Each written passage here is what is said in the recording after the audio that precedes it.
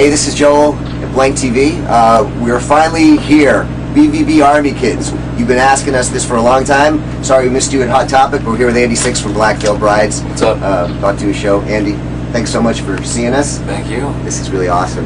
We've got some questions. Okay. Lots of different questions in no real random order. Okay. That's the magic of editing. But we've got Maddie Buchanan from Tennessee. I'm having lots of crazy dreams lately. What was the weirdest or scariest dreams you have ever had? Die-hard BVB fan. You know, it's not really scary, but recently I had a dream that we've all sort of been talking about here in the bus for a while. I dreamt that one morning we woke up and all of our parents were dead, but in like for whatever reason when all of our parents had died, we all became. Ever seen like the Muppet Babies? We became Muppet Baby versions of ourselves. So we were all children. And we looked like ourselves, like we had our stage makeup and like we listened to the same bands and everything, but we were baby-sized. And our tour manager, John, had to become our Dave, like Alvin and the Chipmunks, and he took us around to malls, and we stopped making like heavy music, and we were just like a little chorus of, you know, like little punk rock looking babies. So that's the weirdest dream that I've had of late. Black Veil Brides, Muppet Babies. There could be a line for that one. Since a Google search coming on. There's a lot of makeup questions. I know you get those all the time. Audie Six Brides. How long does it take you to put on stage makeup now? About 45 minutes to an hour. But again, I was, like I said to you before, all of us in the band have sort of been obsessed with, you know, like I was a huge Misfits fan. Like I mentioned to you guys, like The Damned and those kind of bands that had this like, sort of vampiric look to them or scary horror look. So since I was a little kid, I was, you know, standing in the mirror trying to perfect how to make a skeleton face or something else. And so for our makeup, it's all derivative of things that I liked as a kid, you know, and obviously there's like elements of Kiss and Motley Crue and these more like metal bands in there, but I think it's just me being like a weird punk rock kid that didn't have any friends and sitting at home painting my face to be these other characters that I sort of created. So yeah, about an hour, I think, because we got all the body paint shit that, you know, sort of adds to it, but I have horrible ADHD, so I could probably get it done faster, but I like to like annoy our tour manager and make silly voices and listen to Jermaine Jackson's solo album to annoy everyone. For us, I mean, this is the way we look and this is how it's, you know, natural for us. I mean, I think that all of us are probably more comfortable in our stage makeup than we are outside of it because this is sort of the personalities that we have, and all of us sort of have our own way that we do it, and you know, we dress up in a specific way and we like to portray our image, and you know, it's sort of, we like it, so if anybody else gets pissed off, I don't really care. You know, if people look at us weird, it's whatever, you're wearing like normal people clothes. This is what I think is normal, so it doesn't bother me. I'm also prepared to fight anyone who thinks otherwise, so I don't really care. I defend who I am, and I think that that's one reason that our fans, you know, it resonates so much with them, is that we don't take crap from anybody, and we know that some people think that how we look might be silly or whatever else, but we like this, and I think that it's up to everyone to choose how they want to look or express themselves visually in their life, and if people don't care, who gives a shit, you know? Hey, Amanda O'Dwyer, my question for Black Veil Brides is what would you suggest to someone who's going through everything that you've been through, bullied, picked on for what I look like?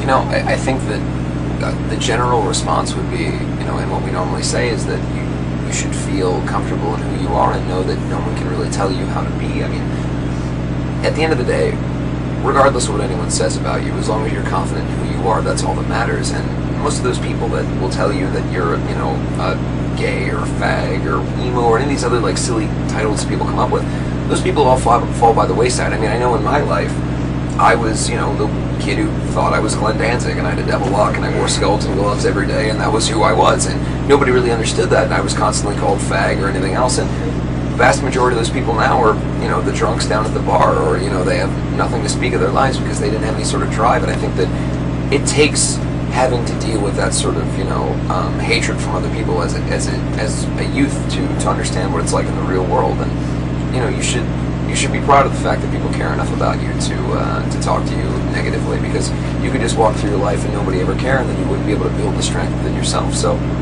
if someone messes with you for the way that you look, just understand that they're clearly lacking something that you have, which is, you know, heart and strength in yourself to be creative and to be the person that you want to be. Ken Boo, Kendall, he's from Fremont, Ohio, and he wants to know if any of the band members believe or support gay marriage. He wanted to ask you, do you support gay marriage? Yeah, I think that honestly it would sort of be inconsistent with our message to not say that, you know, I think it's obviously none of the band members of Blackfield Brides are gay, but Sandra, our previous drummer, she was gay, and I think that it's important to us to support, people that want to live their lives. I mean, it's far be it for me to tell someone that they can't do something that they want to do. I want people to be able to live their lives the way that they want to, and I fully support. I don't think in the world some kid who, grows up in, like where I did, like say Kentucky, goes, you know what, my life sucks, kids make fun of me, I can't date the girls that I want to date, so I'm going to be gay because that's going to make everything easier. It clearly doesn't. But the prejudice that happens in American society, especially, the supposed choice to be gay is not a choice that anyone would make. So why would people consider it a choice? It's something that clearly is it's innately built into you, and it's silly to think that people are choosing to be gay. That's just people wanting to be comfortable in their ideals. Everyone wants to have something that they, I know that I know that that's brown, I know that that is black. And I know that, man is supposed to be with woman. It's ways to make people comfortable. So, I think that if you can live the life that you want to live, and maybe if it shakes somebody up, who gives a shit? You're gonna have to edit all my laughing, because here's an interesting one. Our girl's name's Katie Bug from Columbus, Ohio. I'm a huge fan, so here's my question. I really hope that you can answer it. It would mean the world to me, but you don't have to answer all of them. What's the most inspiring thing about your fans? Everything. To be able to go on stage every night and play a show and see people that are singing, words that I wrote back at me, and for us to be able to play our music and to know that it's affecting people in the way that it's supposed to be. The reason that we created this band and the reason that this band exists is because we felt like there was a severe lack of community in popular music. Obviously in the punk rock world or in these other sort of niche worlds, there's a sense of community, but as far as like popular rock and roll music goes, that doesn't really exist. It's sort of, it's shitty songs that aren't about anything, and everybody's striving to get the next radio rock single. But for us, we want people to feel like they're a part of something, and if they like our music so much that they come to a show and they dress up and paint and they feel like it's part of their lives, and that's the greatest feeling in the world. So it's paramount to me being who I am, and so I appreciate it immensely. What was one of your first shows that really just got you so inspired, even back to the Ohio days? I'm not even sure. I don't know. I don't think it was necessarily. I can remember seeing going to early Warped Tours when I was a kid and seeing Rancid, Dropkick and those kind of bands, and seeing this sort of community vibe of the fans, and seeing them get up in people's faces and the kids sing with them, and that was always really cool. Or early days of AFI and the whole visual presentation. But it wasn't so much shows for me that influenced me. My biggest influences were Stiff Baiters and what was the New Church and the Damned and those kind of bands that had this sort of really punk rock attitude but a very cool visual presentation. I've always been into horror movies and comic books and stuff, so our whole image and the whole idea behind our band is to sort of look in as much as we definitely borrow from stuff like Lords or the Dead Boys or the Damned or those kind of bands. Do you have any favorite horror films? I love old school horror, even German expressionist films, sort of Nosferatu and those kind of things. Yeah. The Man Who Laughs, black and white sort of creepy stuff.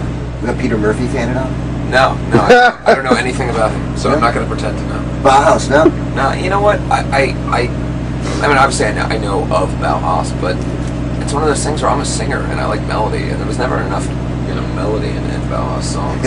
I get it, it's fine, but I'm not a huge death rock guy. I've never been into that stuff, but I get it for what it is. I love Sisters of Mercy because it was more, I guess it had more punk rock elements to it. It had more choruses and a little bit heavier, and it seemed less artsy. I'm too dumb to understand artsy. I like stuff that has drive behind it, and, a big chorus and sort of balls to it. Awesome. I don't pretend to understand what cool people like. Never get it. So some heavy shit. Well, would you guys ever, if you were offered to be a sponsor for MAC makeup, would you do that? Sure. Why not? Listen, I have no artistic credibility whatsoever, so I'm not afraid of selling out. I feel like selling out equals success. Listen, the minute that anyone sells a t-shirt that isn't recorded music, or they sell any sort of merchandise, they're immediately selling out. The only thing that you can really do to be a true artist is just to make music. So what we do is we're a multimedia thing. We are a band, we are a visual presentation, we're a merchandise deal, we're everything. We want to be all things to all people because that's what this world is. These guys are the hugest sellouts, these two right here. Exactly. There's no such thing as selling out.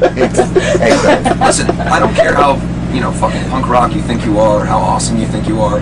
Don't judge me for selling t-shirts to our fans. And people give so much shit to like Jerry Only for producing so much Misfits merchandise. But that's cool. When I was younger, exactly, that stuff didn't exist. That didn't exist when I was 12, 13 years old. That stuff didn't exist yet, and I wish that it had because I spent hours taking those same fucking canvas shoes and painting that logo on there. I wish I could have just gone to the mall with my mom and picked it up. It would have been that much easier. So for this band to be able to have an opportunity to, market ourselves everywhere, and Mac Makeup, they want to get behind us, which they have, by the way. If they want to get behind us and send us makeup and we'll wear it publicly, then that's great. Because I'm about making sure that people everywhere in the world can feel like they're part of this band. This band is not for a specific type of person. It's for anybody. It's, if our music and our message can resonate with you and you work at a desk job in New Hampshire, or you are a punk rock kid on the streets, or you're a kid who lives in suburbia, whatever you are and our music can resonate with you, then that makes me happy. So we'll continue to push ourselves into every facet of your life. So it'll be impossible for you to ignore us. Last question here, and then we'll do illustration. Bradley Valandra wants to know, Andy, what would your stripper name be? Dennis Westtower. No hesitation. No, that's fantastic. That's fantastic. Is that your real name? Nope. That would be my stripper name. Fantastic. I have nothing further to say about that question. What's up? It's Andy Six from Black Veil Brides, and you're watching BlankTV. Dangerous music for dangerous people.